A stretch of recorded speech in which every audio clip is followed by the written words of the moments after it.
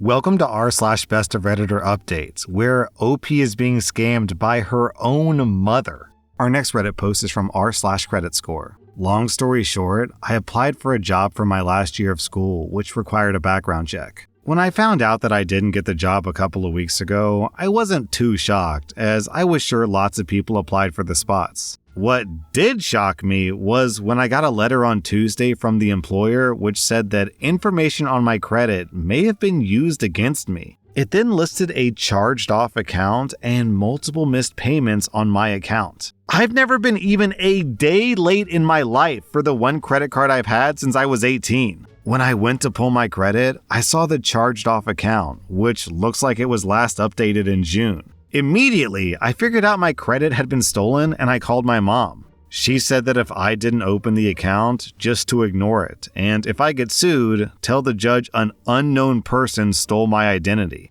Well, that didn't make any sense to me, as anyone could say that about anything whenever they get sued. When I told her I was probably going to talk to the cops about it, she said that I wouldn't want those people in my life. My roommate said it sounded like my mom opened the account, and she doesn't want to get in trouble for it. I was able to speak to someone in the fraud department for the card, and they got me some information about it. It involved several cash advances from an ATM about a block away from my mom's house, along with a couple of stores in my hometown. I told my mom about all that, and I asked her to come clean. She refused and got mad at me for accusing her of stealing my identity. Finally, I told her that I'm going to call the cops about it, and she blew a gasket saying she needed the money and to mind my business. She said that I can't call the cops because they might revoke her probation, felony battery charges from last year, and she might end up doing time in county. Then, 1 month later, OP posted an update.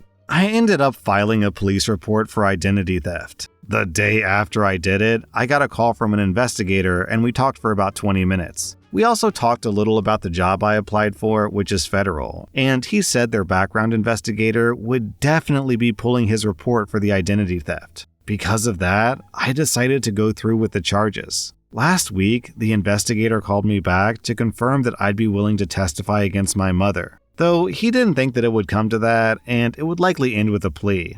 I told him that I would. Yesterday, my mom got arrested on her way home from work. I feel like she's going to snap like she's never snapped before on me when she gets out of jail, probably later today. I don't plan on answering the phone. OP, I'm proud of you for standing up for yourself, but mostly I'm proud of the employer. Most of the time when you apply for a job and you don't get it, they just ghost you. You'll never hear from them again. This employer not only told OP that she didn't get the job, but also was like, hey, you might be a victim of credit card fraud. You might want to check that out. What a couple of bros. Our next Reddit post comes from Ask a Manager. I started a new position recently, and I was promoted quickly to a management position. Great, I have a long supervisor background, and I'm looking forward to helping in a wider capacity. One of my direct reports is a very conscientious and ambitious young man named Scott, who I found pleasant to work with.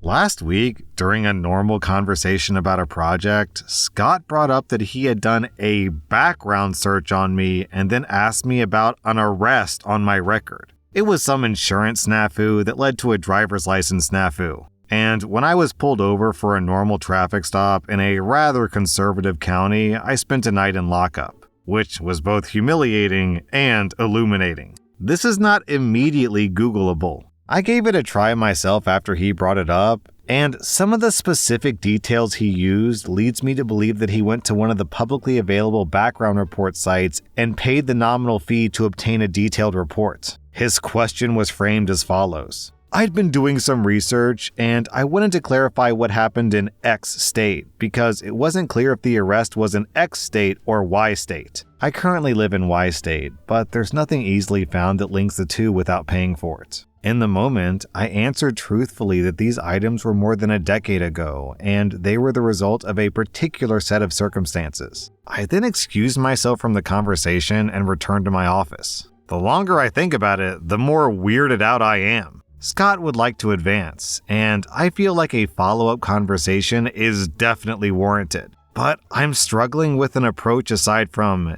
hey, you super violated a boundary for me, and that'll go over like a ton of bricks if you do it with future managers. To be fair, this is an overtly aggressive office culture, and asking to explain your professional background in a fair amount of detail to coworkers and employees is par for the course. But while I understand that having a background check run by the company during the hiring process, I'd like to keep my personal background personal. Okay, this to me, you guys, it reads like blackmail. I think Scott is trying to let OP know that he knows what he thinks is dirty information about OP, and he's trying to hold it over OP's head so that he can, get a promotion or time off or something. And it's just not working because it didn't really come across as blackmail, it came across as just creepy. Anyways, 5 years later, OP posted an update. Scott was indeed a younger employee and deeply convinced of the superiority of his own intellect and gender. He had a 5-year, 10-year, and 15-year life plan with ambitious goals. Unfortunately, this was coupled with no more sense than God gave a goose. His previous work experience in an unrelated field left him with the impression that it was absolutely reasonable to deeply examine the people around him, but then verify his findings through research. Scott was intensely interested in my career experience and how I progressed in the field. Coupled with his desire for promotion and deeply flawed perceptions about reasonable follow-up questions, this led to a rather extraordinary situation that I wrote in about. Armed with the knowledge that Scott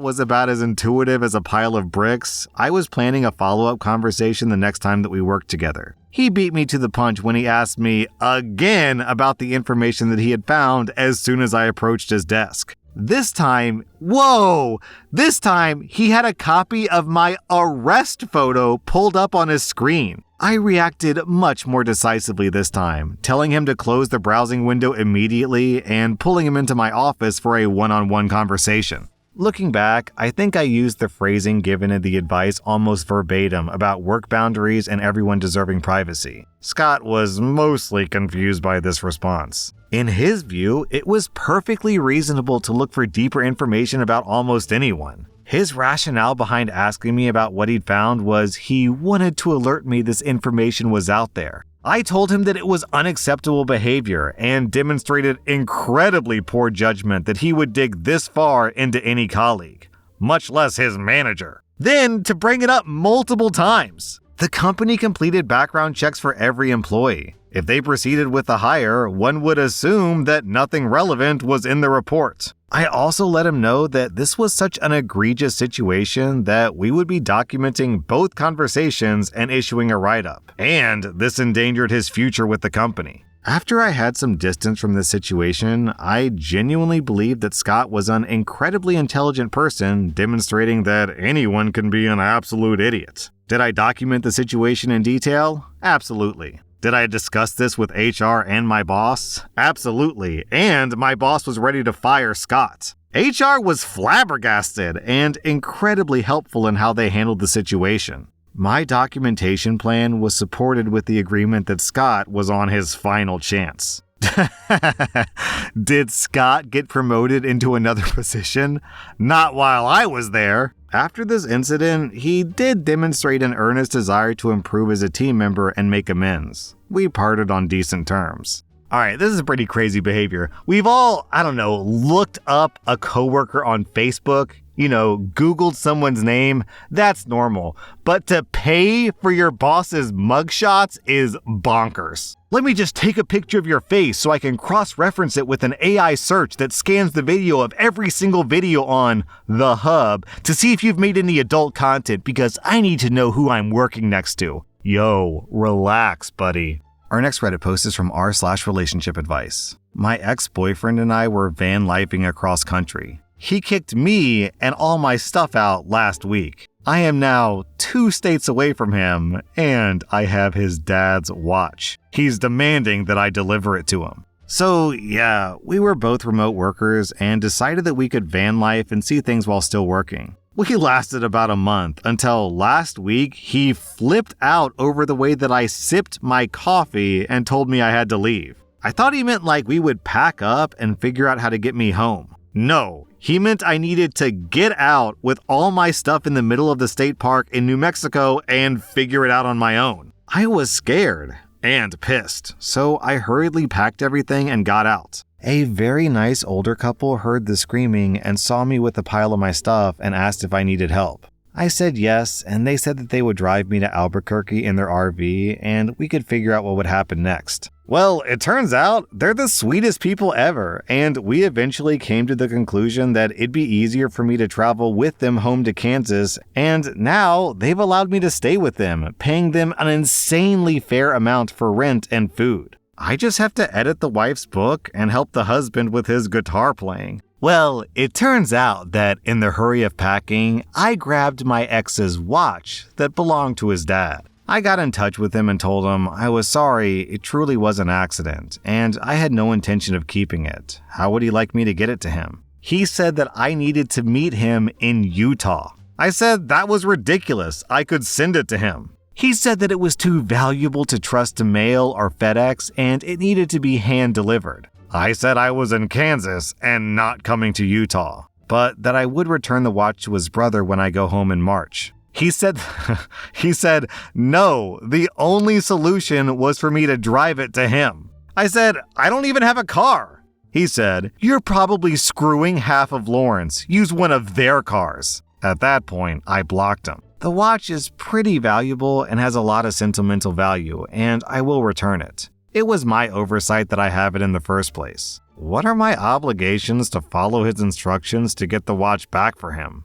Then, 1 week later, OP posted an update. Well, I got lots of mixed advice, but most people said the best option was to contact his brother. Before I did, I decided to unblock my ex just to give him one more chance to give me an address where I could ship the watch. This is the actual text conversation. Hey, I'm sorry I blocked you. I just didn't appreciate the insults, but I want to get your dad's watch back. Can you let me know where to send it? I'll pay for shipping, no problem. Then, 30 seconds later, I stashed the watch in your bag because I wanted to prove to myself what an awful person you are, and good job at proving me right again. I was like, wow. So many people in the original post said that he probably put the watch in my stuff as I was packing in order to force communication and force the opportunity to see him again. Well, you were exactly correct. I didn't even respond to his text and I blocked him again. I have no intention of keeping the watch, so I decided it was time to contact his brother, who, along with his wife, has always been very nice to me. He was super appreciative, and we spent a couple of days going back and forth figuring out the shipping, but the watch arrived to him on Friday and all is good. The brother even Venmo'd me $1,000 for being so honest and for contacting him. I make really good money, so I told him it wasn't necessary at all, but he insisted, so we agreed to donate it to a food pantry here in Lawrence. But I'm still so creeped out thinking that on the day when he kicked me out of the van and he was screaming at me, calling me all sorts of names, he was scheming to stay in touch with me. He was slamming all my stuff into bags, but that was cover for him hiding the watch. The fact that it was so deliberate, yet he thought of it so quickly, is so scary to me. We got along so well before we left, and he always seemed like such a great guy. I don't know if the confined space of the van is too much for any couple, or if it brought out a side of him that I didn't know was there. Makes me sad and scared at the same time, but I am relieved that it's over. I like this comment. So, he framed you to prove to himself that you were awful, and he's dumb enough to fall for his own frame job? I really, truly can't wrap my head around how stupid he must be. Down in the comments, people are talking about how scary it must be for a woman to be left on the side of the road like that. And yeah, it really is. But the thing that I can't get over that I see in this story and lots of stories on Reddit is how you can have a totally normal relationship. You're happy, your partner's happy, and you've been happy together for like 5 years. And then all of a sudden, you sip coffee wrong and the guy just goes ballistic. I mean, is every relationship just one bad day from going up in flames? Our next Reddit post is from rSlash advice. I moved out of my apartment on June 30th after 2 years. I checked my resident portal yesterday and saw that my landlord charged me over $5,000 for meth remediation, along with about $1,500 in other replacement charges related to the remediation, like painting and carpet. I was shocked considering I never used drugs in this apartment. I drove to the complex to speak to the on-site manager, and she told me that when they did the final walkthrough, there was suspicion of drug use. However, the document provided to me of my final notice has an images for charges section, and they did not attach any images. They performed a contamination test, and the test was positive. So they hired a company that came to the property and did a remediation of my unit. So, slightly relevant, about a month before I moved out, the tenants below me were arrested and charged for meth trafficking. They had interesting visitors at all hours of the day and night, and I assume they were using the drugs in her apartment as well based on her behaviors that I observed. I asked the lady who works for the landlord to provide me with the results of the contamination test that was performed before I moved into the unit, and she said they hadn't performed that test. So I don't believe that they've ever tested the unit before now. Information I was able to find online from reputable websites claimed that meth residue stays on surfaces for at least 5 years, so the meth could have been there before I even moved in. So what should I do? Then OP posted an update. 3 days before collections were about to start charging me, I found my current attorney. She doesn't advertise handling landlord-tenant cases, but I was desperately leaving voicemails for every attorney in town at this point. And I told her that I'd pay whatever her fee was just for her to hear my situation. It was Sunday, and she came into the office to meet with me in person. Our consultation was 3 hours. I cried many times. And she got increasingly angrier at the actions of the property management company. She reviewed all the evidence I'd gathered and sent a demand letter to the property management the next day, referencing many of the documents I'd provided. The letter also demanded that I be refunded about 2/3 of my deposit and prevented them from being able to send me to collections. About a week later, I received a phone call from my attorney informing me that the company had removed all the charges from my account, and I'd be receiving the check for my refund in the mail within 10 days. And that's exactly what happened. And the lawyer only charged me a $300 flat fee for everything, even though her normal fee is $700 an hour. That was r/Bestof Redditor updates, and if you like this content, check out my podcast where I publish the exact same episodes. Also, hit that subscribe button because I put out new Reddit videos every single day.